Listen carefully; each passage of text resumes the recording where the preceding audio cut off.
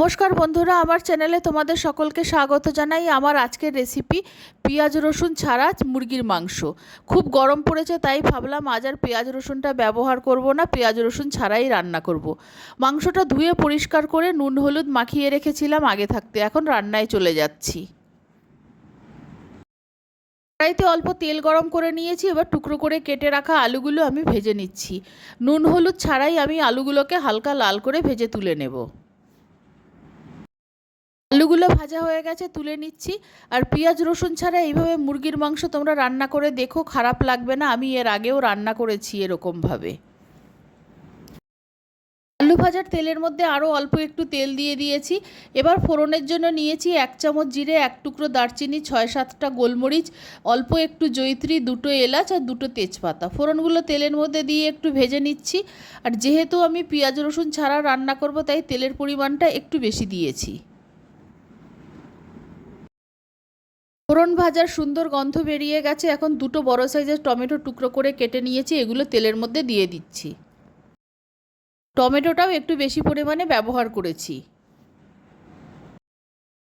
টমেটোর সঙ্গে 1.5 চামচ আদা বাটা দিয়ে দিলাম। আদা বাটা টমেটোটা একটু নরম হওয়া পর্যন্ত ভেজে নেব। 2-3 মিনিট মিডিয়াম ফ্লেমে নাড়াচাড়া করে নিলেই টমেটোটা নরম হয়ে যাবে আর আদার কাঁচা গন্ধটাও চলে যাবে। গুঁড়ো মশলা নিয়েছি 1.5 চামচ ধনে গুঁড়ো, 1.5 চামচ জিরে গুঁড়ো, 1 চামচ ঝাল লাল লঙ্কার গুঁড়ো, 1 চামচ হলুদ গুঁড়ো।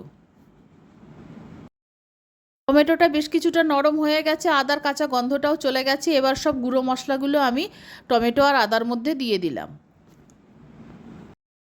1 কাপ মতো জল দিয়ে দিয়েছি, দিয়ে মশলাটাকে তেল ছাড়া পর্যন্ত খুব ভালো করে কষিয়ে নিচ্ছি। মশলাটা খুব সুন্দর কষানো হয়ে গেছে, মশলার ওপর তেলও ভেসে উঠেছে। এবার নুন হলুদ মাখিয়ে রাখা চিকেনটা আমি মশলার মধ্যে দিয়ে দিলাম। নুন হলুদ দিয়ে চিকেনটাকে মেখে রেখেছিলাম, সেই বুঝে আর একটু নুন দিয়ে দিলাম। এবার মশলার সঙ্গে মুরগির মাংসটা খুব ভালো করে কষিয়ে নিতে হবে। কষানোর কাজটা একটু ধৈর্য ধরে সময় নিয়ে করতে হবে। কষানোটা খুব ভালো হলে মাংসের স্বাদটাও অনেকটা ভালো হবে। মুরগির মাংসটা কিছুক্ষণ কষিয়ে নেওয়ার পর ভেজে রাখা আলুগুলো দিয়ে দিলাম।